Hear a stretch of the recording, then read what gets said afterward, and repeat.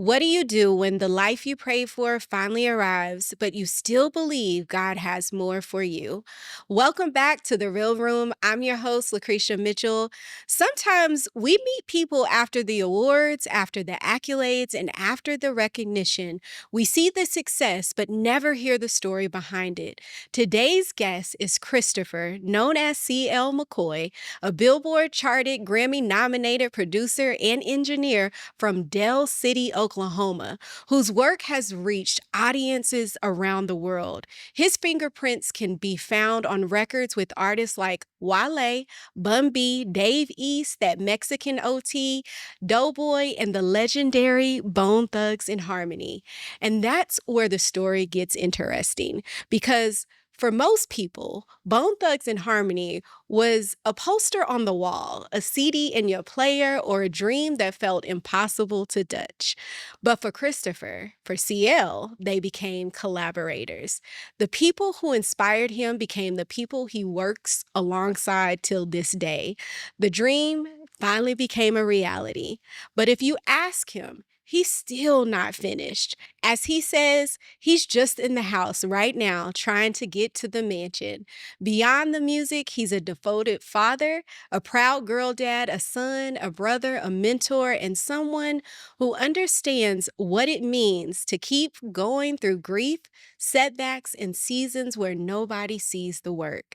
Today, we're talking about dreams, about fatherhood, purpose, loss, legacy, and what happens when the life you imagine finally catches up to you. Let's get into it.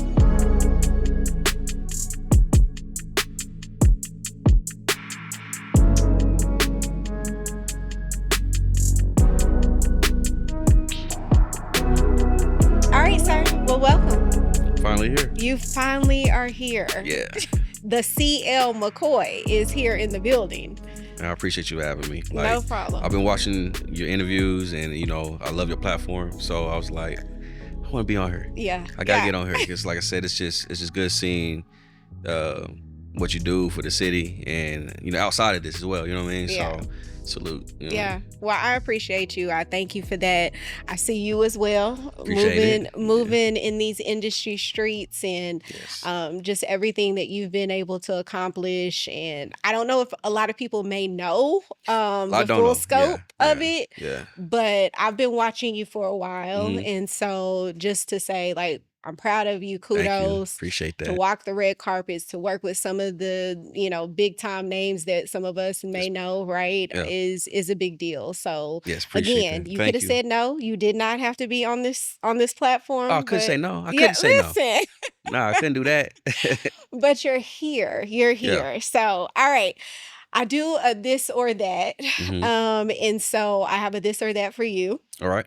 Basically, I'm gonna give you some options and you pick which one you prefer. Okay, you Okay. ready? Yeah, I'm ready. All right. So the role of being a father Okay.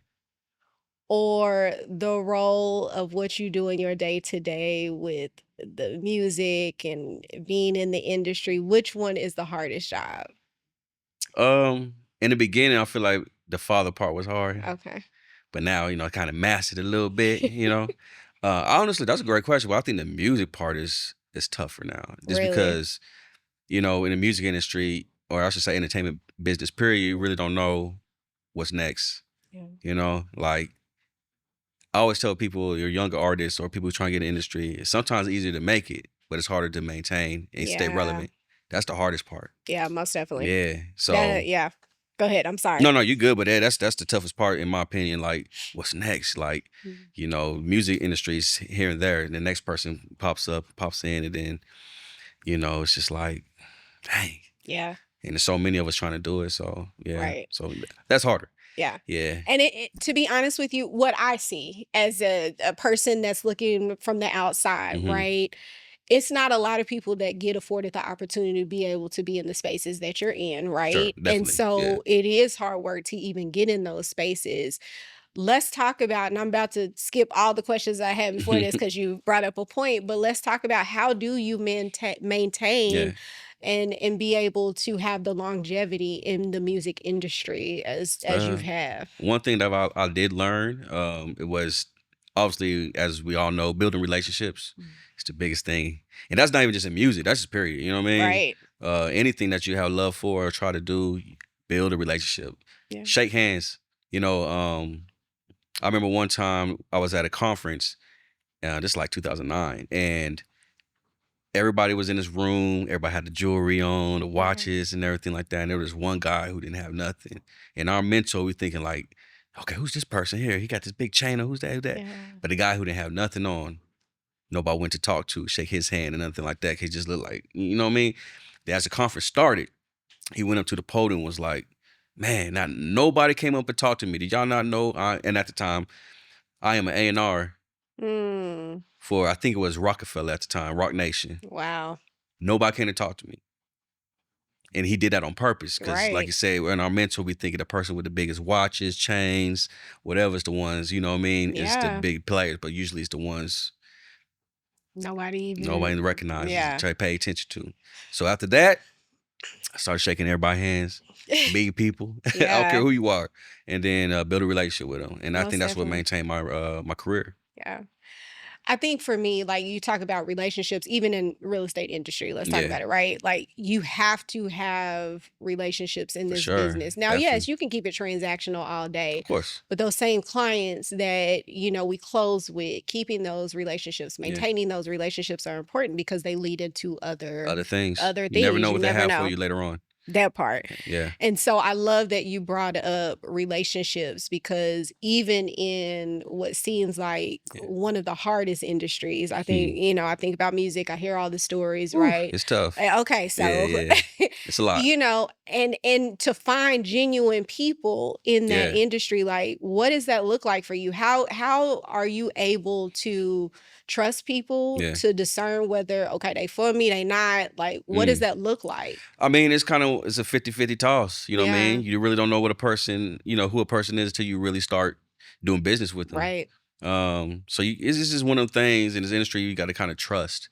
You got to kind of let your guard down. Not let your guard down, let your guard down and kind of, you know, just get to know the person. You know what I mean? Hear stories. You know, is this person, did you, you know, do this to people or artists and producer, whatever it may be, or whatever industry you in. But that's sometimes you just got to do that. You just got to kind of, you know, trust, don't let your guard down and get to know the person. And eventually you know, we kind of got that instinct in our minds of, you know, who's right or who's not. Yeah. I dealt with a lot of that. You know what I mean? People looked at me as that point in time. You know what I mean? Like, you know, it's just what it is. You know what I mean? People had to really scope me out. Like, is he Hollywood and woo-doo-woo? I have so many people be like, I didn't even come up to talk to you, man, because I thought you was like thinking you this and that. I'm like, bro, nah. I'm the coolest person you ever meet in your life. You know what I mean? Like, I'm goofy and fun. Like, just come holler at me. Down to earth. Yeah. Yeah, but it's just that perspective. You know what I mean? When people see you doing this and that, it's just they automatically think something of you. Yeah. So I've got that as well. You know what I mean? So I get it. Yeah, most definitely. And there's a balance of, you know, who has access to you, I'm sure. Yeah, right. Sure. But for the most part, like, and I'm the same way. Like, I put on my pants the same way you do, right? And so making sure that people understand, like, I'm here as a person to help in any way I can. You still have access to me. And so in this industry, has there ever been somebody that, you know, others were saying, hey, man, I would watch this person or whatever, and they've actually surprised you and not being that type of person? Yeah, I've had that, definitely. I've definitely had that. And like you said, everybody, you got to learn for yourself how this person is. You know, you might have a bad experience with this person, but I might have the best experience with this person. Yeah. So sometimes you just got to let you know, just find out for yourself. Yeah. You know what I mean? Because I didn't people I met that was like these incredible people. And like you said, some other people was like, I ain't rock with him. I ain't like him. Yeah. And I'm like, he ain't do nothing to me. Yeah. He was cool with me. Yeah. You know what I'm saying? Yeah. So you just got to kind of just go with your instinct and just get to know somebody. Yeah. You know, Most it definitely. might have been a situation that wasn't, you know, couldn't control or anything. You never know what they were going through at the time. Yeah. Or, you know, you just never know. You know, everybody has their days. It might have been a bad day that you met that person, and then, you know, it is what it is. Yeah. So yeah. Love that. Love that. Okay. What's a song that instantly takes you back to your childhood? Oh man. Warming Up Chris. Oh, yeah. Well, that Warming Up too. Chris, Crisscross. Man, Yes. I was like, those my guys. Yeah. Yeah.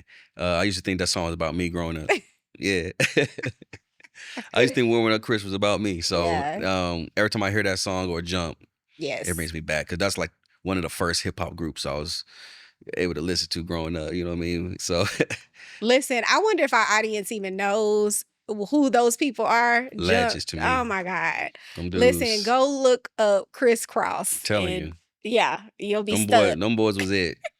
They were it. Yeah. Yeah. So every time I hear that song, if I take my daughter or something to we go to daddy daughter dances every Yeah. year. And they'll play Jump. They always play Jump or Warm It Up Chris or something. And she be my daughter be seeing me start dancing and she be all embarrassed. Stop it. Yeah, Listen. what are you doing? Like Listen. He used to have flavor back then, right? right. All right. So your inspirations, we talked about this, were your dad, your brother Trey from Meant to Be, Yes. and Bone Thugs and Harmony. At what point did music stop being something you loved and became something you believed you could actually do? So I think when honestly I come from kind of the old school days with I like to call it the Master P days. Yeah. Selling the the CDs out the trunk or going to places, going to mom and pop shops. We used to sell CDs at basketball games, football games, whatever it was, just to get our name heard. And Yeah. when people started really like, y'all dope, y'all Mhm. really fire. And and at the time, being in Oklahoma, we didn't have all the accessories to the industry. We didn't have the social media platforms. We didn't have no record labels out here. You know what I mean? So like we Yeah. was really limited to what we could do. So we just kind of was going off what people were saying. And then eventually our music started getting out, right? Mhm. So long story short, short story long, these stories can get Mhm. crazy. So Mhm. shout out to my good friend Rasan Ray. We call him the good child, one of my good buddies from back in the day. So that's my boy, man. That's We so yeah. amazing. Oh yeah, Yeah, yeah, that's yeah. family right there. We used to go camping. Anyway, yeah, yeah, That's yeah. family. Yeah, One of the yeah. nicest men that you will ever meet in your Yeah. life. So one day he took our CD and he was in maybe Cancun, I believe, Mhm. but he was somewhere, and he ran across a guy named Brandon Bird. Okay. At the time, Brandon Bird was an A&R for, I don't know if you say Arista or Arista Records. I never know how to pronounce it, but one of those two labels. At the time, Clips just was on there with Grinding just came out. Yeah. Pink was on there. Yep. Big label. So, and he didn't even know who he was at the time. So once again, you just never know somebody else. Shout out to Rasan for doing this. Mhm. He gave him our CD, because they started talking. He was talking about, I do this in the music industry. He was like, well, here's a couple of my buddies right here. Check them Yeah. out. It's me and my cousin music at the time. Shout out to my cousin Marcus Vicious.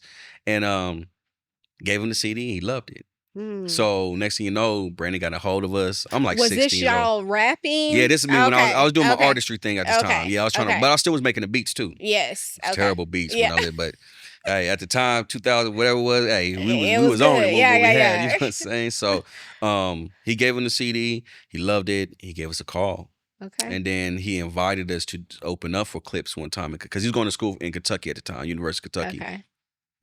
And he had us come on and open up for Clips. That's when we first met Malice and Pusha T. Mhm. Young, you know what I mean? This is 2002 or 3 grinding days. Right. And right there was like, yo, this is dope. And then when we performed, the crowd went crazy for us. Really? They went crazy. We was just some kids too. Like, and we at that time, we was like, yo, this is what we gotta do, y'all. Y'all trying to do this? What's up? So that's when a moment was like, I really want to do this. And then a few months later, we opened up for 50 Cent in Rupp Arena in Kentucky. And this is Get Rich or Die Trying 50. Bulletproof Vest 50. Yeah. We opened up in a whole arena. It was Busta Rhymes 50. I think Clips was on that tour too. And I think it was like 20,000 people in there or something like that. And we performed that joint. It's on YouTube too. It's crazy. Oklahoma. Yeah. Representing like that. I didn't even realize that. I was 17. So, oh wow.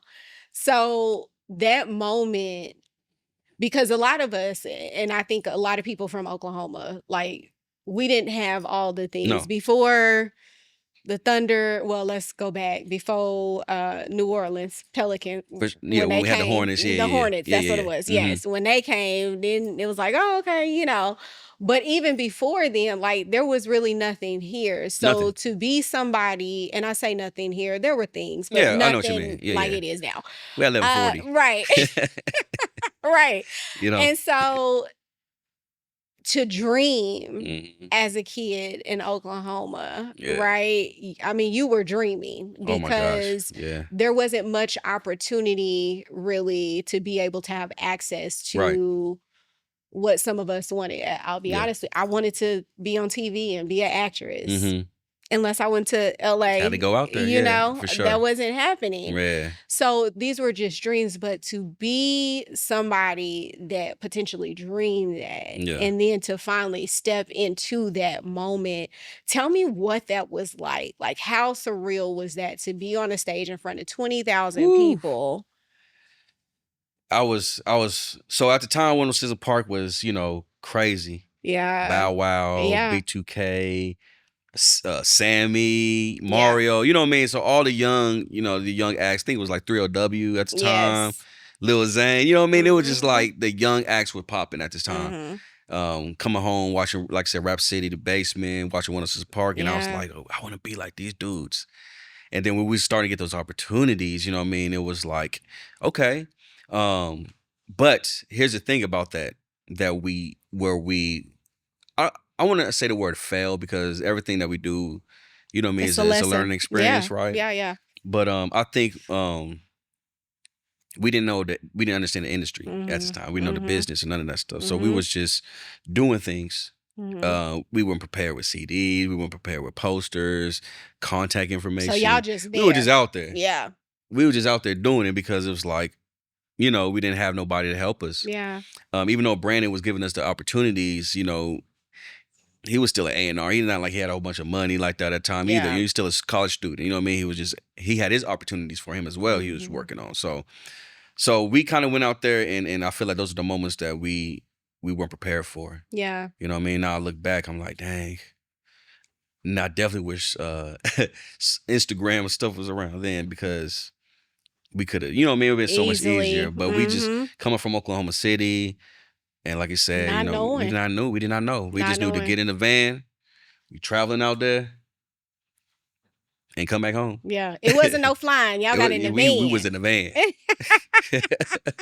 I love it. And I love that you talk about this. So, because, and I'm just going to be very honest, like, I say this all the time. Sometimes we can step into something and we may not be fully prepared for Yeah, it, right? most So definitely. I tell this all the time. I have a life lesson where I had an opportunity to list $1 million property home. Ooh, And I don't feel like now looking back, yeah, I was not wasn't prepared for prepared. that moment, Mm-hmm. right? And I've at that time been in real estate for 6 years now, Mm-hmm. but was not fully prepared for that moment. Yeah, But I say it now. Oh, next time, there you go. and it will be a There you next go. time. Amen. She gonna Look, be prepared, you said it right? perfectly. Yes. So it wasn't a failure. It was an opportunity to learn, and then you grow from that, right? Yeah. And you get better, and you adjust, Yeah. and you come back the next time, and you knock it out the park, No, right? for real, no. Like to piggyback what you're saying, I had something like that happen. Mhm. So when I first started, when I met Kevin Durant and those guys, when they came Mhm. down here to the city, and we had a session with Waka Flocka, Mhm. and during this time, this is when everybody was saying your beats is the best, you the best, Yeah. you the best ever, CL. Nobody can mess with you, man. Mhm. Waka humbled me. He humbled me, What y'all. happened? So we get to the studio, and at the time we were working with this artist named Privilege. You know what I Yeah. mean? He was James Harden's I good remember friend. that. Yeah, Mhm. yeah. Mhm. And we started, he from Philly. Shout out to my guy Priv, man. And we was just, like I said, still not knowing what we doing. We just running with everything. You know what I mean? So we had a session with Walker. This is when Diamond Studios was still open at the Yeah. time. You know what I mean? Shout out to my boy Cutter. And Walker was in there, and I was like, oh, this Walker. And they're like, yo, CL, got your beats ready? I'm like, yeah, I'm ready. So I'm over here like, meet him, start playing them my beats and stuff. And Walker's like, go to your next one. I'm over here like, all right, I got you. It's y'all chill. Play my next one. He's like, Mm. what's your next one, bro? He said, wait. Start playing your best ones. Those were my best ones. Straight up. I made sure I was playing my hottest one first in my mind and what everybody was telling me. And then when I played the last one, he was like, nah, bro, this ain't it. He's like, but I got some Lex Luger beats in the email, y'all. Everybody was like, Lex Luger? Yeah, go ahead. Wow. Go ahead, get those. Yeah, put that up. I was like, yo. That humbled me and it made me realize, like, I'm not ready yet. Maybe I'm not industry ready yet. So I was hurt in the beginning. And on the way home, I remember KD called me and was like, bro, get better. That's all you can do. We'll have more opportunities, bro. Get better. Yeah. And that's the first time I realized how to study music. I started really studying producers. Yeah. Listening to how they mix it, listening the melodies, listening to how you put it together. I didn't do none of that before because I never had the lessons before. Right. Until that moment. So shout out to Waka Flocka Band, bro. You, hey, he shaped my life. You, yeah. I'm serious. And he didn't mean it in a rude way, of course. But hey, if I'm getting on these records, they gotta be fired. Yeah. And at the time, Waka was hot. You know what I mean? He had, girl, let me move in, and all that stuff at the time, you know what I mean? And it's like he was on fire at this time. So he wasn't about to jump on anybody music just because. And I tell people that too. Everybody was like, just because I was working with these guys, I got turned down a lot of times on my beats and stuff. Like just because I was hanging with KD and all those guys, they weren't doing music for free or for fun. Yeah. Just because. They're like, man, well, you gotta be hot to really work with them. So it was learning moments, and then it was popping after that. I ain't lose. But it pushed you. It pushed me. To get better. It pushed you to learn the craft, to really dive in. And so, again, that's why I say it's never a failure. It's never. It's an opportunity to learn and just at that moment, grow. I did, though. Yeah. You know what I'm saying? At the moment, I was like, I failed. Yeah. I blew it. Of course, always in the moment, you like. I'm like, I messed up, dude. Yeah. So what was that? Let's go back to that moment, because I could only imagine being in that studio. Yeah. And him saying that, and especially, I felt crazy. Yeah, like what was that? Like, how did you even take that in and not go off or leave and cry? Like, man, I would have been crying. No, for real. Like the crying situation, that might have been in my soul. I was crying, but then I was looking at everybody, and it was like, so man, like, bro, it's all good. And I still got to engineer the song and mix it, so I still got some credits for it. But I did. Like I said, on the ride home, it just humbled me because I never had nobody tell me that was trash or that wasn't that good or you're not ready. The whole time, you know, man, I'm not saying my homie's a yes man, but that's what I'm playing and doing is the best they've heard. Right. In front of their ears, you know what I mean? Yeah.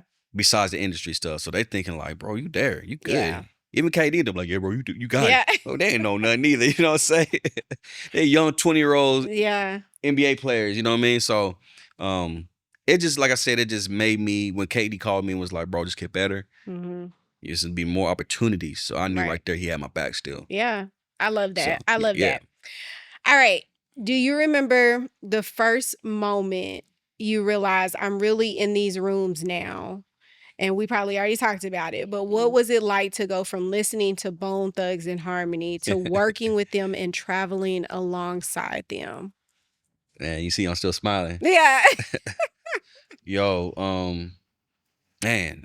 So, little kid loving Bone Thugs-n-Harmony. That's like, I don't even know how my mama got me them records, first of all. Like I don't think she really realized what they was talking about. Listen, how many songs were we singing back then that we had no business had no business. Right. So you know what I mean? So, but Bone Thugs was the first. Criss Cross was my group, but when Bone came out and I listened to Bone, my first Bone records was actually First of the Month. I didn't even know about the Thugs Ruggers Bone stuff first. Okay. So after I heard First of the Month, and I realized they had other stuff, I went back to listen to the older stuff, was Thuggish Ruggish Bone, and they For the Love of Money, all that stuff. I was like, yo, these dudes is insane. I'm seeing the afros and all that stuff. I was like, man, I want to be like these dudes. Yeah. And I just loved everything about Bone Thugs-n-Harmony. So I've had their albums from 10 years old until, man, in my 20s. I was buy every record, Mo Thugs, solo albums, wherever it was. Yeah. I wanted to be like these guys, and I was thinking, obviously not the gangster stuff. Like I wasn't Yeah, trying to be in the yeah. streets like that, but just the way they rapped and their style, and you know what I mean, whatever. But later on in life, it's kind of crazy how this happened. So I remember I was living in Arizona. Me and my cousin lived in Arizona for a little bit, and my car got stolen out there. Right, my car got stolen with my whole Bone collection. So all my CDs was gone that I built for like 12 years.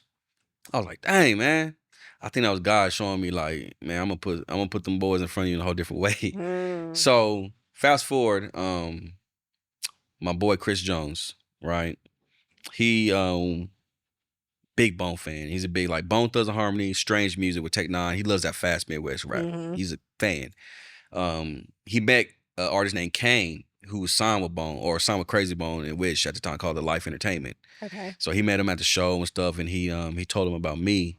And at this time, I'm making my moves, you know what I mean, at this time too. So like I was already started producing for major artists and stuff, Wale and all these guys. So I had a little name kind of bubbling.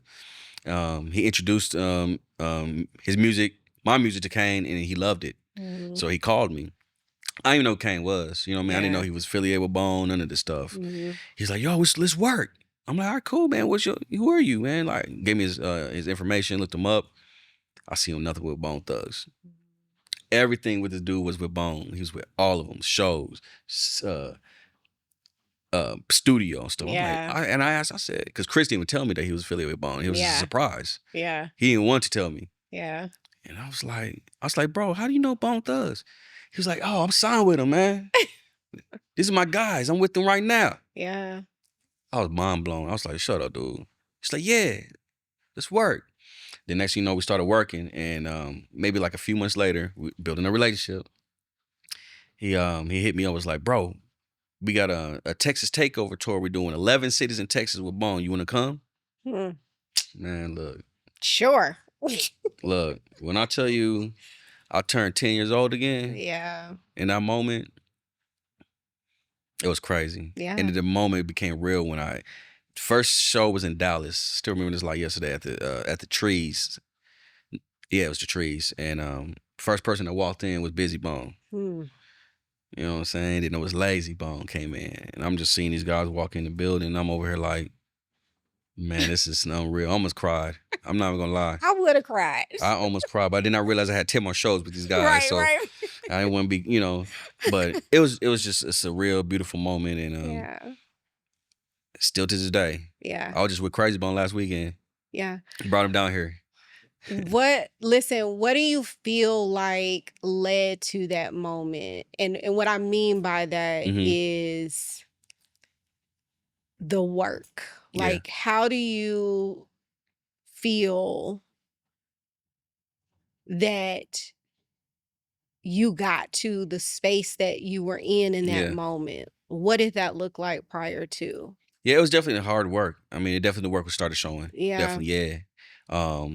Like I said, I started kind of working with more major artists at this time after the Walker situation. I think I produced for Wale at the time. I started working with Dave East. Okay. A lot of people don't know that Dave East was like, I was like one of his first engineers and producers out here. Yeah. Yeah. So shout out to Dave East. I was working with Chevy Woods, the Taylor Gang, and so I had a cool little thing going portfolio. on. Yeah, Nipsey Hussle. I was working with Nipsey at the time. You Just got to him. meet Nipsey. Yeah. Yeah. Okay. He's actually on one of our mixtapes, Prayers mixtapes, Joe World. Okay. So Nipsey was we was walking the streets with Nipsey and everything. And yeah, it was cool. That was a man before his time, for sure. It was. First thing Nip, when I first met, he said, hey. He said, hey, what up, cuz? He said, where the weed at? I swear to God, that's the first thing he said. That's the first thing Nip said. Hey, what up, cuz? I was like, yo. And this is before Nipsey, before he really got to his victory lap space. He was still, we was all younger at this time, but he still had an aura about him. Yeah. And I think that's one of the reasons, he was one of the deaths that, really hit me because I had a cool, intimate Mhm. moments with it.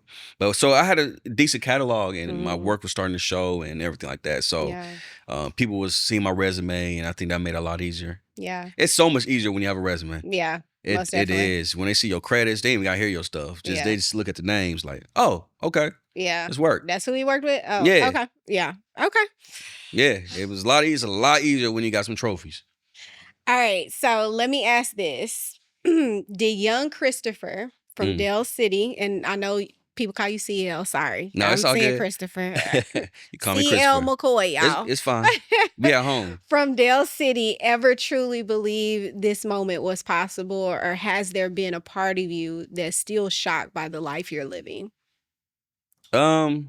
Yes. I Mm. always knew this was gonna happen. Talk I about did. it.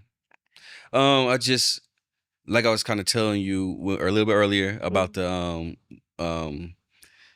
the show moments Mm-hmm. when we met Brandon and stuff, and Mm-hmm. then when we started hearing people screaming for us after the shows and stuff like that, I was like, yeah, this is where I'm at. Yeah. Even a little bit before then, me and my cousin was like, we're gonna be big, bro. We just knew it. I never looked at myself um never gonna be in the industry. I've always knew I was gonna get there. Come on. Yeah. And then my big brother Trey. Shout out to my brother Trey, Deli. Um, I was very spoiled. Yeah. I was able to because they was making moves Mhm. in the city. I feel like since after Color Me Bad, R&B wise, Meant to Be was like Yeah. they had it going. You know what I Yeah. mean? Most definitely. And so I was the little brother just following them, Mhm. watching them do their thing, and I noticed that like yeah, this is fire too. So like I was kind of like Ray J. Mhm. I'm watching my brother, like you know what I mean. You get what I'm Mhm. saying? Like I was the little brother, but I was already starting to get in the rooms and stuff Mhm. and meeting people and stuff like that. So, Yeah. but yeah, I always knew. I always know. Yeah, I never had no doubt in my mind. Yeah. To someone out there that's second guessing, doubting themselves, Hmm. like they feel it, they believe it, but they've taken a lot of losses. Like Mm. what would you tell them? Well, I mean, it's two ways of looking at it. Mhm. It's the losses that you're taking because are you really that good? You know what I'm saying? Mhm. Like, there's a lot of people do music who are not that good. Mhm. So I understand. But if you're somebody who's just getting rejected and you feel like you're that person, man, and there's always the next person to help you out somewhere, shape, or form, I feel. You know what I mean? I social media, they might see the good I post, but they don't know that I've been through so many bad situations in the Yeah. industry. I don't post the negative. Yeah. So the negative might outweigh the good, honestly. Yeah. I've been had doors shut in my face so many times. You know, placements I thought I was gonna get with artists that didn't happen after I was told it was. So I'm getting excited, like, yo, I'm about to be on so and so album. It didn't happen. I'm like, dang. So, you know what I mean? You just gotta keep going and just keep striving. Mm. Just stuff that we always learn is, keep going. That's really Yeah. it. There's nothing more than less than that. Yeah. Um, it's a tough industry. Mhm. But I think it's a little easier now. The reason why I say this because you're able to reach people a lot easier than we could when we was Most growing definitely. up. We Yeah. couldn't just reach people in overseas and Mhm. Cali and New York, man. Didn't work like that. You go on Instagram, man. You can reach anybody you want to, Mhm. Facebook, whatever. It's there. It's right there in your It's face. right there. Yeah. All Mhm. right. So let's switch gears. Okay. Let's talk about your daughter. All right. How has raising a daughter changed the man you are? So I'm not even gonna use the patience because Mhm. obviously those are the obvious ones when you have a little girl, Mhm. raising a little girl. Um, when I first my daughter, I was living in a one bedroom, one bath Take us apartment. back. I'm gonna interrupt you. Take us Okay. back to single dad, Hmm. raising a daughter, Yeah. and then let's go there. All right. So basically, me and her mother, we had a relationship where just take care of your kid, right? Mhm. We didn't try to go through the courts. We didn't try to do all the get people involved, all that stuff. We was like, nah, keep that all out. You know what I mean? Mhm. This is your daughter. Just handle your business. That's how we kept it, right? So about 2021, going into 22, I would say,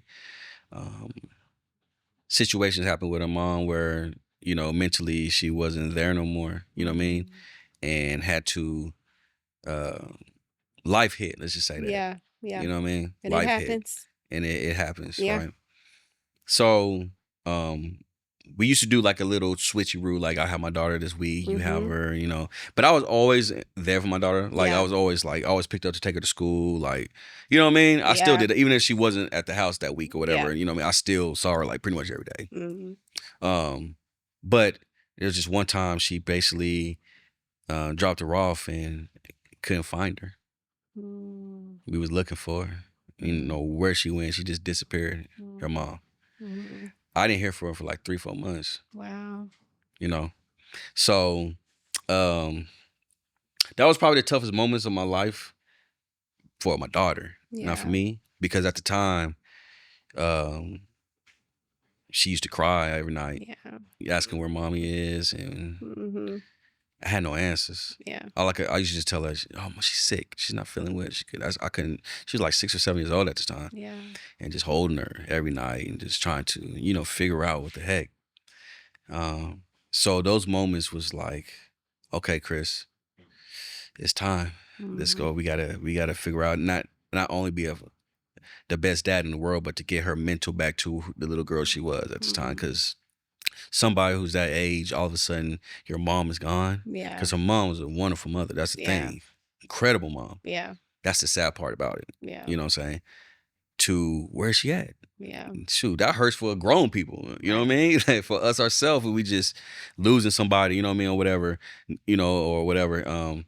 So those moments was tough. So I took a break from music at the time. And I just had to all right, it's time to go. Let's do this. Dive in. And just dive in. Let's go. So that moment right there, and just seeing her every day and just trying to get her back to that moment of life where she's happy again, because grades was failing, even though she was little, but still she wasn't trying to do her work no more. She didn't want to do this no more. And she was depressed. She was depressed. I had to get her out of that mode first. So work and everything like that, I did okay till that time where I didn't have to just be working. You know what I'm saying? I can handle business. And then I think that's when me and her started becoming kid and play. You know what I mean? That's my dog. Like because as I'm learning, she's learning this situation too. It goes both ways. And then as time go by, I'm like, I'm in this one bedroom, one bathroom. It was cool for me at the time. And the reason why I didn't try to have no house and stuff like that, because I was traveling all the time. I was on the move. I didn't really need nothing extravagant and crazy. You know what I mean? Just something I could lay my head and call it a day. And I was trying to spend $1 million a month. You know what I'm saying? For not barely being there. So, but at this time, I'm like, yeah, I'm about to get it for her now. And I think that was the moment when I got my daughter, and I was had to represent. And I've been having her for 4 years now, just me and her. She with me. She here right now. Sitting right over there. Right now. Sitting right over there. I love it. I love it. No, I applaud you for that, because, some could have said, you know what? Most definitely. Not something I can do right now, not something I want to do. But for you to step up in that way, kudos to you for that. I appreciate that. And like I said, just this parent thing it's no rule book. So I was having some tough moments. Right. He's trying to figure it out. Especially with a girl. That's different. And at this time, also, this is when the late great Kobe Bryant passed. And the whole girl dad thing kind of came after that. It was his daughter Gigi and the rest of them on that plane. That hit me. That touched my soul too. You know what I'm saying? The Nipsey and things with Kobe, like those entertainment wise, that really hit me deeply. And the fact that like I was just thinking of him with his daughter at that moment. It's like, so what do you do, right? So every precious moment matters. You know what I'm saying? With your kids, whether you have 1 or you have 10. Those precious moments count. And I try to make sure that every moment counted. Most definitely. And continue. and Continue, continue sir. till she out my house. Yeah.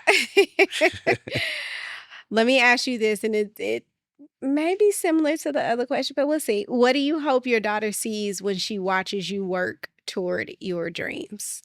Say that one time. What do you hope your daughter sees Okay. as she watches you work towards your dreams?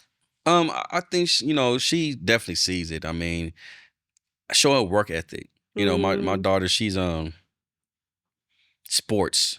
She was never like a little girl who was all in Barbies and this and that. Like she was in like sports. Let's play. 'Cause Yeah. she's an athlete to the core. Yeah. Dance, gymnastics, cheer, swimming, volleyball, basketball. Yeah. Go hard. Mm. She does. She's so everything but basketball. Yeah. She dope at everything, but basketball was a little tough for her. Yeah. But she had. She's so dope at everything she does, Yeah. but she barely put the work in it. Mm. So It's just natural. This is natural, but I always tell her like, just imagine if you put some work into it, what you're doing, and where you can be. So I try to instill that in her all the time. And I always tell her, do you see me all the time making beats still? You see me all the time still watching these videos on how to mix and stuff. Like I've worked with some of the greatest in the industry and doing the things I'm doing, but you still see me working and still see me studying new ways of doing that, how to make this sound better, how to make that sound better, how to create. So you Never know get what I mean? lax. Never. Like you gotta, and my dad the same way. He was like, man, you gotta keep going. Yeah. Like LeBron James, perfect example. What, 23 years in the league, going on 24, and this man's still in the gym more than these rookies. Yeah. He don't got to do nothing no more. He proved everything he has to do, but he's still in the gym every day trying to get better. I mean, it's nonstop. You gotta get better at your craft. Yeah. That's really the main thing. I just hope that she really sees is like, let me practice. Yeah. She's like Iverson, practice. We talking about practice? Yeah. Yeah. Yeah. She don't care about no practices. I just want to do it. Right. Just let me out there. Let me Just do it. put me out there. Yeah. I'm gonna win regardless. Yep. Like, look. Sir, you gotta practice. Yeah, practicing. What? Okay. Next question. What lessons are you intentionally teaching her that no amount of success could ever replace? Replace her? Or just no amount of success could ever replace. So basically, you could get to a level of success and, what is that one lesson that she needs to learn that no matter how high you get, you still got to keep, kind of like what we were talking about, you got to still keep working. Yeah, I mean, I think that it's kind of crazy with my daughter too, because she sees it in so many ways now, because my dad is a musician. Yeah. My brother's a musician. So she's been growing up around it and everything. So she sees, yeah. She been seeing this since she was a baby. Like, I've been traveling since she was a baby. Gone. You know what I mean? And come back and this, that. And she knows that, music is my job. It's never something that, that is, people look at what I do as bigger than it, but to me, it's just my 9 to 5. Right. You know what I mean? Just like anybody else. Just like anybody else. This This is my 9 to 5 at the end of the day in my eyes. And, but yeah. So. Yeah. Okay. So we're gonna switch gears again. All right. Me and you have a mutual person that was in our lives. And so we had the opportunity to talk about that and just grief and what that looks like. And so grief definitely has many ways of changing what matters and what losses have shaped you most. So I'm asking you, what losses have shaped you most in your life? There's a few. I lost a lot of people, man. I'm not gonna lie. So I would say within literally the last 5-6 years, and this is just not acquaintances, I probably lost over 20 people. All different things too. Yeah. Some was the acts of another man, hands, sick. Yeah. Whether it was cancer, lupus, COVID, heart problems. I had a good friend of mine, Montez, who drowned. Yeah. Trying to save his mother. Older age, you know what I mean? Just natural causes, so many. But I think two of them hit me the most right now. Of course, my grandma, my Mima, Yeah. and because of Mario, Yeah. Mario 3, we call him Big Nasty. Yeah. I don't know why we call him Big Nasty. I don't want to know why either. I don't want to know why. But when my cousin Mario passed, it was crazy, because he passed away of a heart attack, right? And he had before then he had prior heart attacks. So this wasn't his first. It wasn't the second. It was that third and fatal one, right? Me and my cousin Marcus, we used to call Mario our bodyguard because he was just that big. He was a big boy. He was so sweet. But he's like the biggest teddy bear you would ever meet. But he always wanted to make sure me and Marcus was good. He always made sure. I remember when we was living in Arizona, and we was 21 years old at this time. My cousin was 22, a year older. And in our minds now, because me and Marcus talk about this, Mario only was like maybe 26, 27 at this time. And we used to call Mario all the time, Mario, man, we broke, bro. Could you send us some money, man? And I'm thinking like, he probably at a young 20, he didn't have no money either like that at the time. Because it always sent us money. Yeah. Because it always made sure we was good. And because it always made sure this and that. But it was a moment with Mario the day he actually passed. I made a song and I put it on Facebook just for snippet for people to hear. Mario heard it and called me. And Mario, he used to bully us. He used to always make us send him our music that wasn't finished. Yeah. We be like, bro, it's not done yet. He's like, I don't care. Send it to me. You better send it to me. He shook Nidus for real. Yeah. So we was always sending him music. So I made a song and it was dope. And he called me. He was like, cousin, yo, is that finished? I was like, no, it's not, bro. He's like, well, send it to me anyway. I love it. You got to finish that joint. I said, all right, cousin, I got you. I said, what you doing tonight? This is a Saturday. I was like, what you doing tonight? He's like, man, I'm just going to go hang out, kick it with the homies and stuff like that with the woo. This is probably like around 2 o'clock. About 5 o'clock, my cousin Marcus called me. He's like, cousin, Mario just had another heart attack, bro. He's in the hospital. I said, what? He said, yeah, I'm on my way up there right now. He's like, but he gonna be good though, you know what I mean? Because he's straight, he's all right. And Marcus got to the hospital and called me, and he was like, nah, man, this is the one. My dad was up there, my uncle, and I rolled up there. I'm thinking my daughter came with me. No, she didn't come with me. I rolled up there, and we was just all in the room with him. Yeah. Yeah. But because, yeah. Yeah, I remember that call. Because we traveled, our daughters played, our oldest daughters played basketball together. She's doing amazing right now too. Is she? Yes. Good. Grown. Yeah, I may start crying. Hold on. Yeah, I understand. Yeah. I'm sorry. It's fine, trust me, I get it. He'll do that to you. So it was just really unexpected.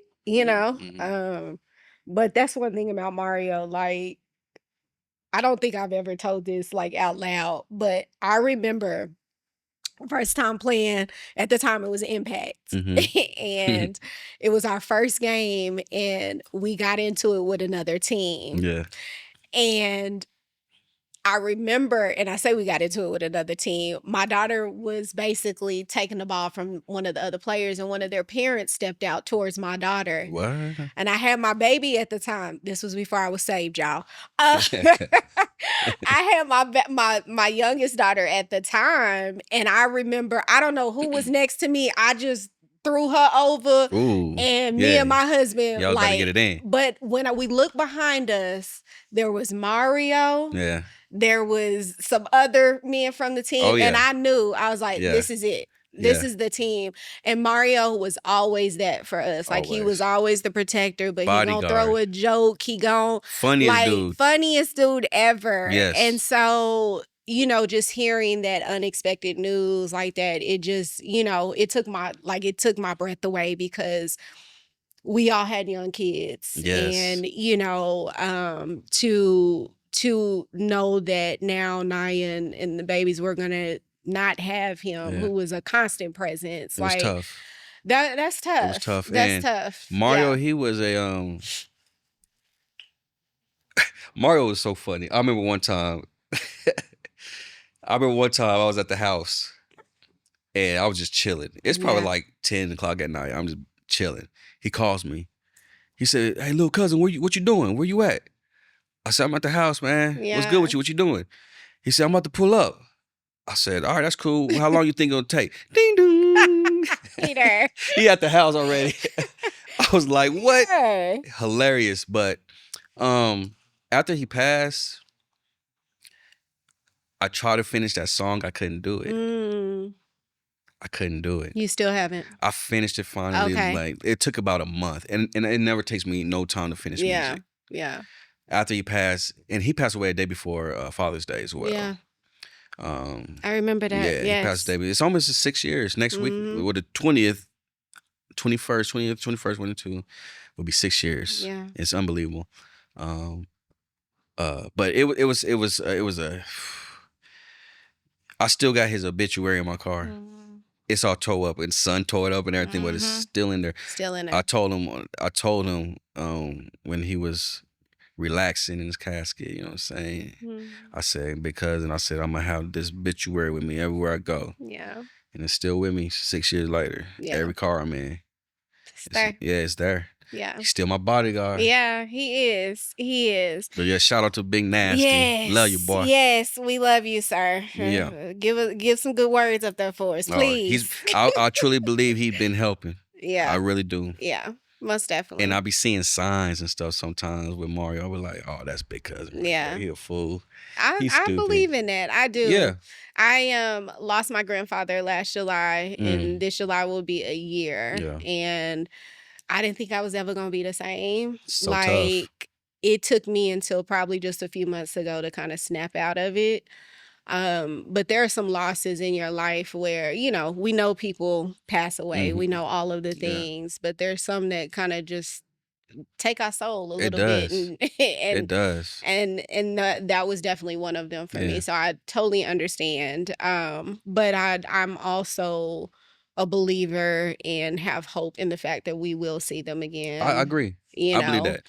I truly and do. so I'm not gonna get down on anything else. I I just know understand. one day, Yeah, we're gonna see him we'll again. see him again. We'll see him again. Yeah. All right. So, has there ever been a moment where success didn't feel as important as healing? Because we talk about grief, we talk about, I know there's been some struggles and things that you've gone through. What does healing look like for you?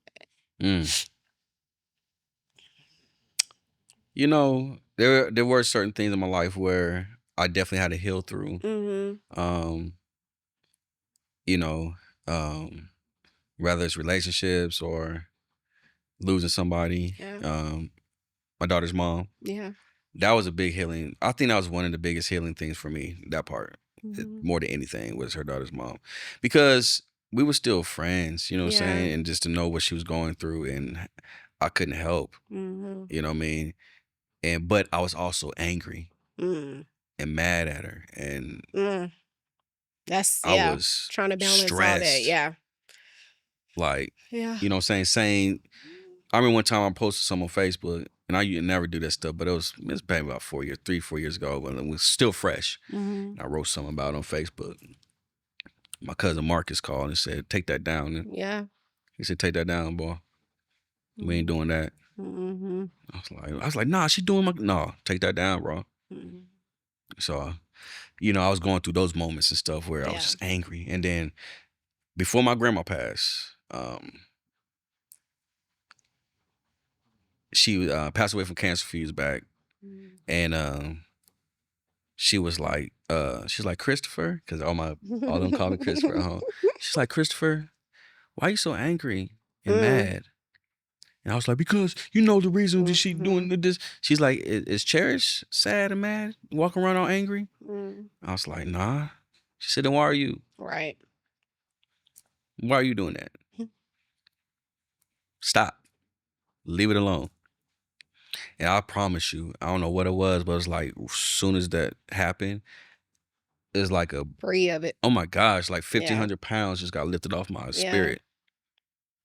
And I just was like, felt free just from that. And it took, and people was all kind of, see, my dad was different. He's like, man up, quick. You know what I'm saying? You know, you get that man. His was different. He was like, man, you better man up. Yeah. He was like, don't come back in this house no more crying, all that extra stuff, Yeah. bro. Men were different. I needed more of my Yeah. grandma just, but she was like how we sitting. Mhm. And I'm watching, you know, she's slowly ill. She's very ill at this time too. Yeah. So I know not much time with her as either. So I knew right there was like kind of like, I want to say her last words, but that was like the last true moment of something where she could teach me and give me Yeah. before she passed away. Yeah. Beautiful. You know what I'm saying? Beautiful. And after that, I was like, you're right. Yeah. And I just started being this cool kid again. Yeah. You know what I'm I'm saying? back. I'm back.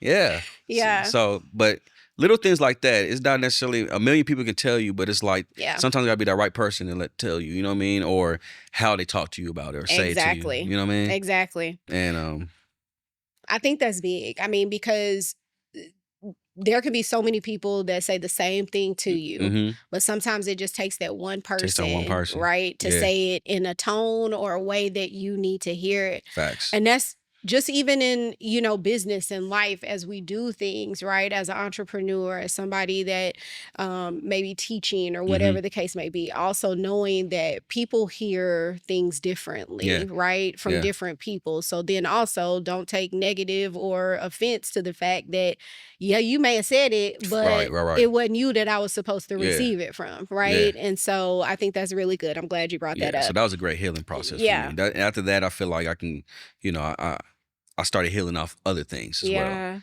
Just off that moment. You know what I mean? Other things I was like, okay. Because some things probably attach themselves to that pain and that anger that you wasn't even, you didn't even know. Right. And it wasn't even good. Like sometimes I snap on my people. Yeah. Because I'm mad at this one person. Yeah. That's now turning me against you and turning me against this person, that one. So yeah. That's good. All right. So you have accomplishments that many people spend their lives chasing, yet you say you're just in the house trying to get to the mansion. I love that. Yeah. What does the mansion represent? So when I said that, we had a good conversation the other day. I was saying like there's different levels in life to where you want to get to. And like I said, there's the apartment. It's when you're kind of starting off, you know what I mean? To the house where you know, you moving on up. Yeah. You know what I mean? And then it's the mansion. The mansion where the, you know, the big dogs is at. I feel like I've been in the mansion, but that was more a visit. You know what I mean? I had to go back to my house. Taste. Yeah. Had to go back home. Exposure. Had to go back home. Yeah.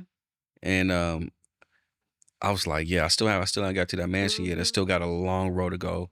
Even though, like I said, I've been blessed. I mean, I'm super blessed to be able to do everything I've done in this industry, and I wouldn't take it back. Like if I had to just stay in a house still where I'm at, cool, because I'm able to live off my music and my craft and my dreams growing up, take care of my daughter, having a beautiful home, all that stuff. So music's been great to me. Don't get me wrong, but I know there's still a level that I'm aiming for still. Yeah.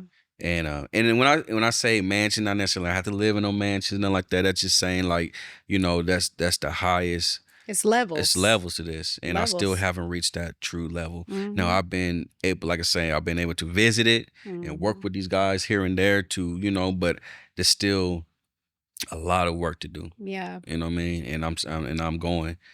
Oh my goodness, I'm getting there. Yeah. Yeah. Yeah. I want to say maybe another year or two. You there? I'm in that mansion. Yeah. For real.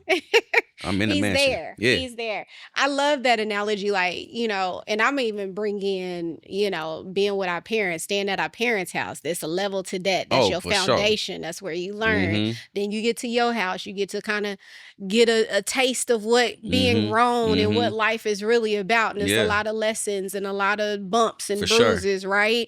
And then it's moving on up to maybe you upgrade a little bit and you get a taste of. And now I done got to the mansion. I've arrived. arrived, You right? there. That feeling of I've I've arrived, arrived. you know? Mm-hmm. And so I definitely think there are definitely levels to life that we all have to Yeah, go through. for sure. And it's up to you, what level you get to, because Amen. sometimes we can be the person that delays and or stops us from For getting sure. to our full potential or that next level. And so I love that you brought that up. Love that you brought that up. All right. So I'm gonna ask you this because we talked about this. Okay. When is enough enough? Speak on that. When is enough enough? Yeah. Is it ever enough? Nah. Come on. Um, Or let me ask this. Or do you think people who are called to greatness are wired differently and don't think that you can ever do enough? I think everybody has a passion differently. Um, and with me, I feel like it's never enough because and that's not even necessarily with music. It might just be um how I'm raising my child, or Mhm. how I want to help out a friend, or how I want to help Mhm. out a brother, a sister, a cousin. Like, I want to be able to, until the day I pass. Hopefully, that's the next 50 something years. Mhm. Um, people look at me as that I did enough for them. Yeah. You know what I mean? Rather than me thinking how I did enough. Mhm. So, I want people, when they look back at me and be like, yeah, CL, he did this, man. He was this, he was this, he was this, you know what I mean? And, to make them feel like I did enough while I'm on this earth, in this presence, in life. So, Yeah. um, but it's never enough. Yeah. I feel like it's always something to get out here. Yeah. You know what I mean? And, yeah. Let's speak on it. What you going out to get next? Ooh, yo, I want to do horror movies. Horror movies. Okay, why? This is me in a horror movie all the time, like doing this. So, I'm gonna blame my mama for this. Shout out to my mama, Miss Kathy. Yes, yes. We grew up watching horror movies, Okay. right? I'm talking about Jason, the whole nine. all Jason, okay. Friday 13th. Well, yeah, Okay. Friday 13th, Nightmare on Yeah. Elm Street, Chucky, Candyman, Pumpkinhead, Oh God. Leprechaun. Oh Lord. I mean, just name it. Hellraiser, Yeah. Texas Chainsaw, Why? Exorcist. We was hey, moms had us in that bad boy watching. Like, we didn't have much growing up like that. So it's like, we got the TV, and this is what she watching. Yeah. Hey, if y'all want to watch this, y'all go in your room and do something else. But this is what I'm Right. watching. Straight up. And we was in that bad boy. I just love horror films. I just Okay. enjoy it. And they're terrible. They're not good no more. There's been That is I'm not true. gonna sit here and act like, horror movies are the best thing in the world right now. But Mhm. this is an enjoyment for me. And I want to start creating short films. Okay. So that's my next big thing I want to do in my life. Come on. Yes. So outside of the music, it's short films. I want to do short films. Start off with that. Are they gonna all be horror movies? Yeah. Oh Yeah. God. No. So you heard of the movie Obsession, right? Yes. So the guys who directed that, I think Curry and Cooper. I used to watch their little short, like they're Okay. comedians, like they're funny. Them dudes are like the white Key and Peele, straight up. And they had their YouTube channels called That's a Bad Idea, I want to say, and this stuff is hilarious, Okay. funny, and they directed and produced and wrote Obsession.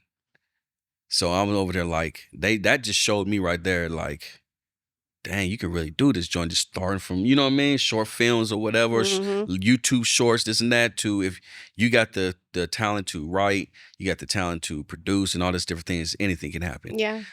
Curry was literally just on what's that show? I'm sorry, I went blank, but he was just on, had a little interview, and he was talking about how they basically asked him, how did you go from this to this? Yeah. He was like, dude, he's like, I don't even know still. Yeah. Like, Just a creative. it's just so real. Under $1 million budget and one of the biggest movies, you know what I'm saying? People are saying, this and that about it, everything. It's a great movie. But that's kind of what my idea is. I want to start off small. Yeah. I don't need no big budgets, nothing like that. And then just create. Hopefully I can get some Momentum. some momentum going. Yeah. And Yeah. then that maybe 3 years from then, I'll be the next Jordan Peele and have a Get Come Out. on. I Come mean, on. that's the Let's claim it. yeah, that's Let's what we claim doing it. out here. All right, so horror films, Lord. Now I gotta Horror go films watch a horror film, short film. and Goodness the gracious. paranormal ones too. Oh God. I like those. But I'm a support. I just not a fan. Okay. Yeah. All right. So you've been blessed to sit in rooms with some incredible people. Mhm. How important has it been for you to bring others with you instead of pulling the ladder up behind you? Man, that's a great question. So I look at my career as I needed help.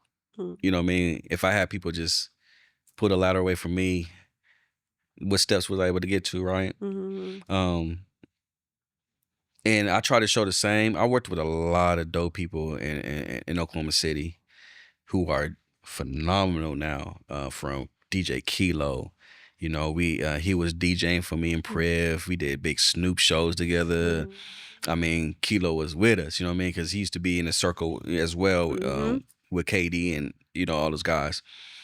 Wayne and his thing, you know, Wayne was doing things with us, little Mhm. DJing here and there and stuff like that. And Wayne is, I feel like, is probably the biggest. You know what I mean? And he from Del City as well. Shout out to Wayne. Yeah. Um, just working with guys like that, and we all was trying to get to a certain place, and we all do different things too. You know what I mean? I'm a producer; those guys DJ. I like to look at Kilo bigger than DJing. He's, you know, he entrepreneur. You know, man, and the nightlife Marketing. marketing. He just, Yeah. you know, same with Wayne. Wayne is Both different, of them. Yeah. but I never was in that lifestyle. I never really cared too much about the nightlife and stuff Yeah. like that. You never catch me in the clubs and all that stuff. Even when, Okay. yeah, I was never there. So that's like a scene I never really cared too much about. But I feel like if we all prospered because, you know, we did start together, helping each other out some way, shape, or form, and, you know, our names started elevating in different ways. Even with my friends, you know what I mean? I try to help out my buddies. People I don't even really know like that. I'm just like, Mhm. you talented, bro. Like, Yeah. I'm gonna show you to a couple of my people, you know what I mean? You gotta do that, man. Cause like I said, you know, I didn't get on just by it is the grace of God, but I did have to have some Rasan, I was talking about earlier, the first Mhm. in the very beginning, Rasan. If he did not do what he did for Yeah. me, Yeah. Yeah. like speaking to a stranger, It wouldn't have happened. Well, let's say this. It would have maybe happened it later. would happen later, Later. for sure. Yeah. But that Yeah. moment right then and there, he did not have to be like, hey, I got a couple homeboys from the Mhm. city. You should check them out. Mhm. Just that simple. Yeah. And then that's when my career started. Yeah. From there. And my dreams really grew. Somebody believing in you, That's taking a it. chance on you. So why don't you reach back? Didn't want And nothing in return. yeah. Just, Yeah. you know, Yeah. did out this kindness of your heart because Yeah. I believe in you guys. Yeah. You know what I'm saying? Let's talk about just, reaching back and helping others. Let's stay there for a moment because I know in Oklahoma it seems like we have a whole different type of mentality when Yeah. it comes to that, Yeah. and it sometimes can be very disheartening. We have a lot of great people doing some great Oh, things in the man. city. Amazing. And so if I can physically support, I'm going to do that. If I can Mhm. financially support, I'm going to do that, Right. right? How important is that for you to support in the way that you can, Mhm. so that other people, do you think that you showing up and you being a part will hopefully help other people to see that and do the same? What does Yeah. that look like for you? So I'm glad you brought that up because I got the perfect platform Come on, platform. that's actually happening as we speak. Mm-hmm. So I teamed up with Chris Cutter, Okay. Cutter Classic, and Rob Stovall, right? We put together this company called the Vision Academy, Okay. right? So the Vision Academy, we do online courses, tutorials, Mm-hmm. we do sessions. We're gonna have some of our friends that have Grammys produced for that. Is that every month we're gonna have classes with them. I People can love tune that. in, Yeah. see how they do their thing. We got it's a membership that we're doing as well, where Mhm. um, artists, producers, or engineers can sign up and be able to get free stuff all the time, get beats, mixing and mastering, the whole 9,000. Wow. You don't have Okay. to have the biggest budget in the world to be able to get your product out, to get heard. We got a marketing, Spotify campaigns, YouTube, I mean the whole 9,000. Um, we wanted to create that because kind of like what you said, you know what I mean? This is something where we're able to help the artists or whoever anybody in this industry who can't either, get their name out there, but we're able to they don't have artist development no more. Yeah. That's kind of out the window, I feel like, in the industry. These guys just go out there and just say anything, do anything, and it's like, what is going on? Like, back in the day, they had artist development, had people show you how to do this, show you how to do that and stuff. That's kind of what we're doing as well. We want to teach the guys who, and this is not just Oklahoma, you know what I mean? This is anywhere around the world. If you just an artist in North Dakota, Right. you need this, we're here. Yeah. But the company is called the Vision Academy. Vision Academy. And it's going to be so dope. The platform is so fire. I mean, what we're doing for people, what we're about to do for people, I feel like it's going to be amazing. So I love that. So what I hear is you're being the change that you want to see. Mhm. You're creating Yeah. spaces for people. yeah, You're creating a platform to Mhm. help other people. yes, And so it's not just for this certain group. No. It's for anybody Anybody. that is interested. if you just want to learn the game, if you want to, you need help with it, which it's basically a one-stop shop to get them to a level that they weren't able to get or don't have the resources to get there. get to. Yeah. We're here to help you with that. You know what I mean? Good And stuff. take it to another level. Good stuff. So, Vision Academy. Yeah, Vision, and the Vision is spelled with a Z, Vizion. Okay. So it's actually, the site is up now. Actually, if you want to go, www.thevisionacademy.com. It's actually we're rebranding it right now as we speak. We're about to have a new launch of the site probably next week. Okay. But it's crazy. I love It's it. been really good and beautiful. I love Yeah. it. I love it. Okay. Listen, he's supporting. Okay. We He's being supporting out about here. it. He's being about it. Yeah. Okay. All right. So, what responsibility comes with making it out of your environment? So, Dell City area, Yeah. everything that was going on back in the day. Listen, people don't understand. Like Oklahoma City in general. They don't was just- understand. was crazy. It was. So what does that look like? What is that responsibility? Like I'm here. I'm in this space now and I made it out. What is that weight that you carry when you think about all of that? Yo, shout out to Dell City, man. Yeah. 44th, baby. Sunny Lane and Bryant. 4-4. Sunny Lane, Oak Cliff, Hartsdale. Yeah. That's where your boy was. The beautiful thing I can say with me growing up over there in that area at the time was what us older folks would say we had OGs. Mm. I had a real Yeah. big homies. Our real big homies was like, leave CL alone. Mm. He's not trying to do none of the stuff we doing. Mm. He want to do music. Let him do music. You know what I mean? I had big homies back home who was like, because trust me, I had people initiating it and see, why don't you, join it to get with this and this. That never was in my heart. Yeah. I had homies it was doing, and I'm seeing what's happening with them and this and that, and it's like, I don't want to do that. That's just never been in my heart. So I had homies that was like, leave him alone, let him do his thing. So I had a lot of love in the area I was in to see me get out of there and make it. Yeah. Because I feel like they believed that I could, and I feel like a lot of that's missing today for our youth. Most definitely. Their OGs are the same age as everybody else. What kind of decision making they gonna make at 20 years old? You know what I mean, for you. And even not even age, they're in the same mindset or There you mentality. Go. It's perfect right? example. Yeah, exactly. Yeah. They're growing up, we had guys who been there, done that, a penitentiary or whatever it may have been, and they know like this. No, ain't it. Nice ain't it. So I was blessed to have that. You know what I mean, and because they believed in me. Yeah. And I still represent, I still got my family still in Dell City. I got, so I'm all, it's home at the end of the day.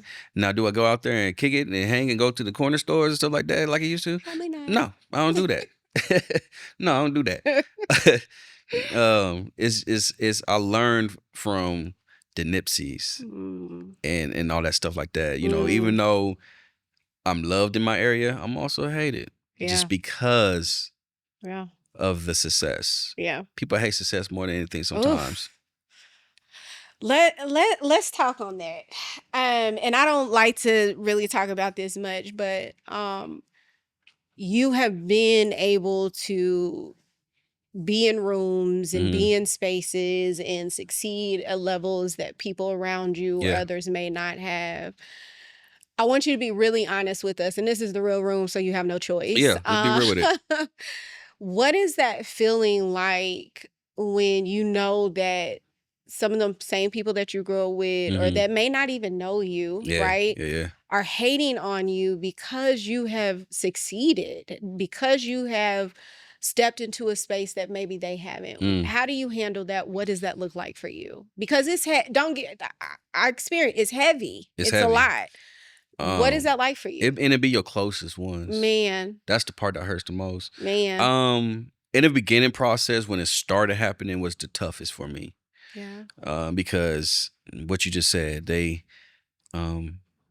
felt a certain way, because the success was happening, and I think a lot of times when they don't realize that, like, just because you're able to start doing bigger things and everything like that, you're still not there yet. Like, you're Yeah. still trying to get to the point where I can help y'all out. Mm-hmm. You know what I mean? And like, but they don't see that. You know what I mean? They Yeah. don't see. They think you leaving them behind, or they think you're too good for the, for the block, or wherever it may be. However they look at you. The beginning was tough for me because I was going through that with close friends. The other people, man, like, it is what it is with them. Yeah. You don't know me, I don't know you. It's whatever. Yeah. Even though I did have some dude threaten me one time to not come to the east side no more, or Oh, God. or he's gonna pop me. Yeah. That was a YouTube comment one time. I was reading that joint. It was crazy. But Priya was like, "Hey, bro, somebody said they're gonna shoot you, bro. If you come to the east side." I was like, "What? Quit lying." I looked at the comment. I was like, "Dang, for real? That's crazy. Because of success? Yeah. Threaten me with my life because Yeah. crazy stuff like that I was going through. Yeah. Threats. I used to have all kind of people threaten me. Yeah. Crazy. Just crazy stuff. So how do you separate from that? What does that look like? Well, now, you know what I mean? I feel like the older I got, and I had to realize, like, this is a part of it. Yeah. You know what I mean? Like, this is a part of it. Like, You'll never change. It's not gonna. It's gonna get worse. Honestly, you know, it's gonna get worse. The bigger you get, the worse it gets anyway. You know what I mean? Because now you got millions of people hitting. Like, I ain't got my following's good, but I ain't got millions of followers. Right. But once it get to the millions of followers, just imagine that fraction of people is gonna start talking to you crazy then. Yeah. You know what I'm saying? So a lot of times I turn my message requests and all that stuff, all that off, Okay. or messages, because I was like, I went through the too many negative stuff, and I don't even want to open up my mail or my messenger, my IG and stuff, and reading people threatening you and all that crap. It's crazy. So I turned that off. Listen, I've experienced it. I'm just like, what can be so wrong in your life that you have to wish bad on me? Jealousy is bad. It's crazy. It's crazy. It's a nasty, nasty, nasty drug. Man, I'm just somebody in Oklahoma trying to live my life and do what I do and make some money. That's all we're trying to do. God. Okay. But all right, so we're almost there. Okay. 2 more questions. 20 years from now, when your daughter is telling people about her father, what do you hope she says? The best. The best. Yeah. He held it down for me.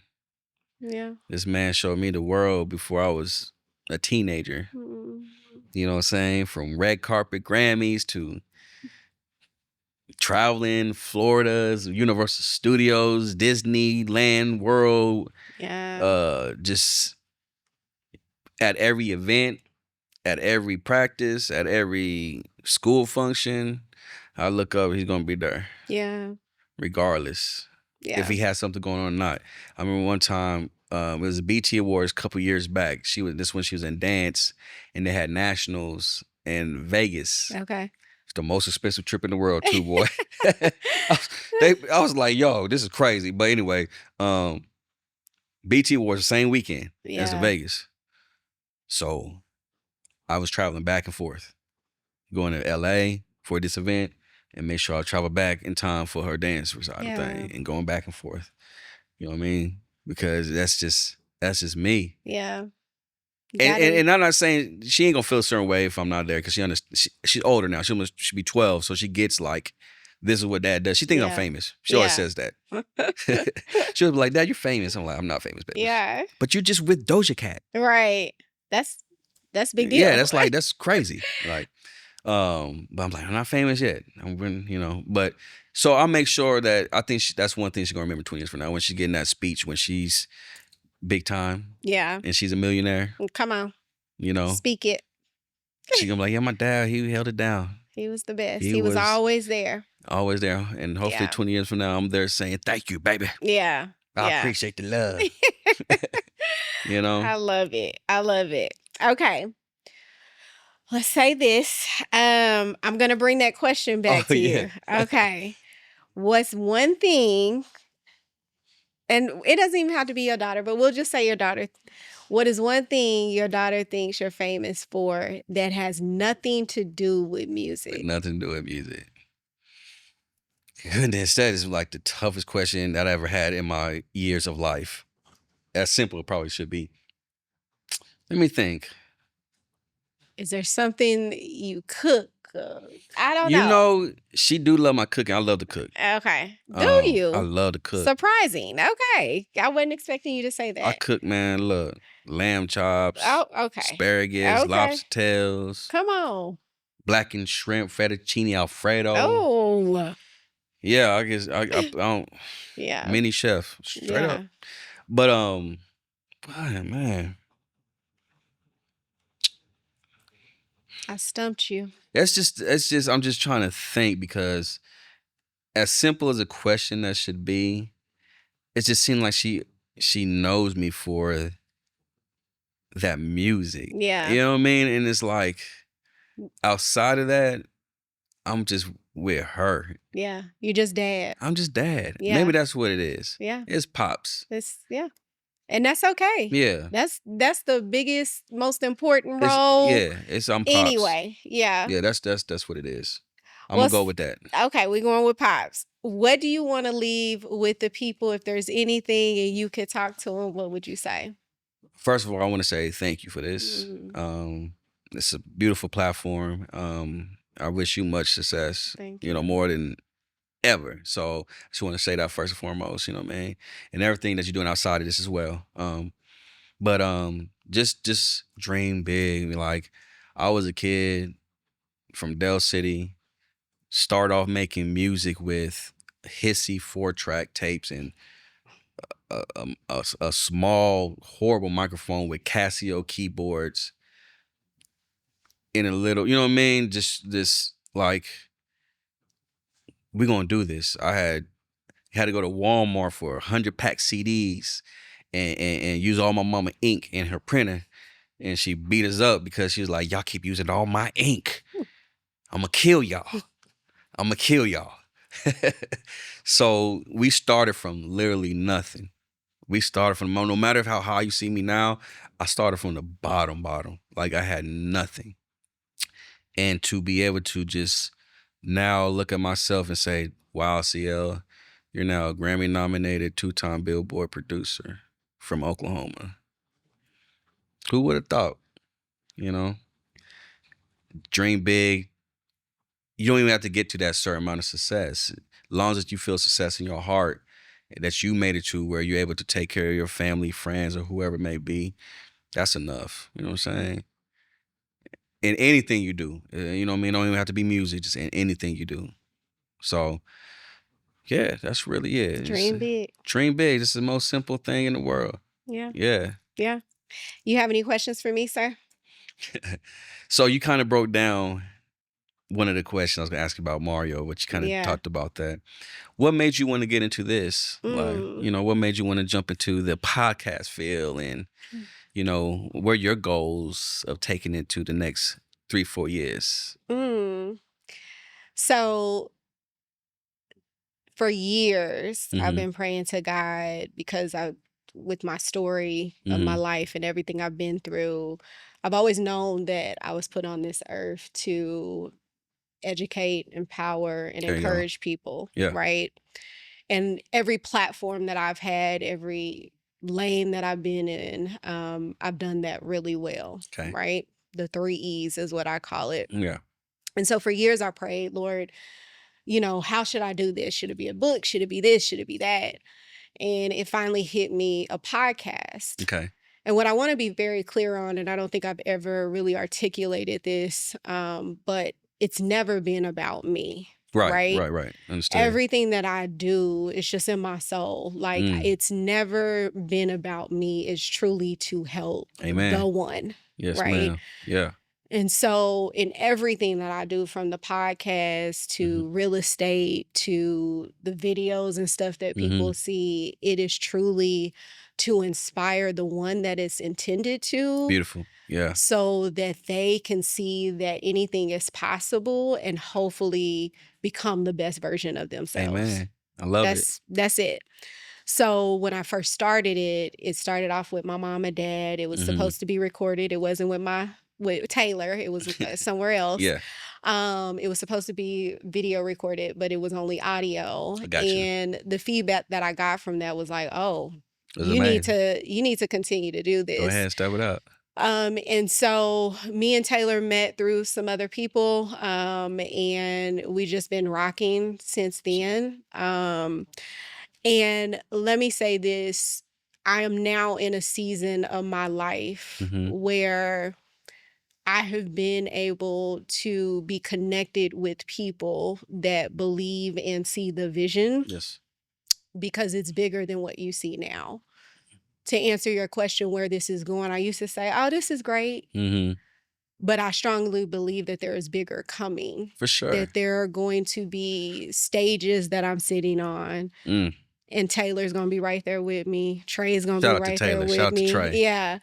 And so to have people that believe in the vision and don't ask for anything but for you to keep going and win and all of the things. It's the best part, to have a wonderful team. Like, man. I'm just grateful for that. Yeah. So there's big platforms, there's big stages, there's people in Oklahoma that I want to continue to showcase, but there's some big names that I want to sit in this space and want to go to where they're at as well. And so it's going to be bigger than what it is now. Oh, it's definitely feel gonna be that. bigger. I know it is. I didn't feel that at first, but now I truly feel that. No, I see it taking, I see it make, it's going. Yeah. It's going. Believe that. Well, I appreciate it, and I appreciate you being here and just what you have continued to be when it comes to just representing Oklahoma. You never shied away from that, no matter what spaces you've been in. And so congratulations to you, to all of your success. Baby. Yeah. Yes. Like, people ask me all the time still, why are you still in Oklahoma? Why you stay in Oklahoma, man? I'm like, look, Oklahoma is like, this is the foundation. This is where my home is. And like, when I have to go and do what I need to do, I have a core here that helps me. She's my mom's, my pops. I got brothers, cousins, that can look after my daughter without having to worry, about anything. I'm not about to go to LA, spend $3,500 for a small bedroom apartment in South Central. Make it make sense. when I can spend that same amount here and live and like have a house, and live like home. A king. Yeah. What are we talking about here? Have a home. Yes, so I mean, you've always stayed true to that. So got you. I love OKC. I love Oklahoma. I love Oklahoma, period. Yeah. I just want to see it succeed. That's it. No hate in my blood, no way, shape, or form. I just want to see it succeed. Yeah. And stop trying, you know what I mean? Like, we still, I don't know. It's just, we gonna get there one day. Yeah. As a unity, as one. But in the meantime, just keep going, man. Yeah. We are one. So yeah. Yeah. Well, sir, again, congratulations. Thank you. You are always welcome back. Yay. You can bring anybody back that you want to. Well, I know We've a already perfect talked guest about, for you too. Listen, we already talked about it. I got a perfect guest for you. So I'm just proud of you. So thank you so much, and I appreciate you. Listen, Real Room family, excuse me. Listen, Real Room family, let me get my mouth together. You heard them. Keep going. Keep dreaming. Keep being everything that God has called you to be. There's something inside of you, and there's something that is supposed to be given to this world that maybe nobody else sees right now, but you know it's there. And so don't give up. Keep pushing, keep believing in yourself because we all know anything is possible when you believe and you tap into the source. You can get to that dream. See you in the next time on The Real Room.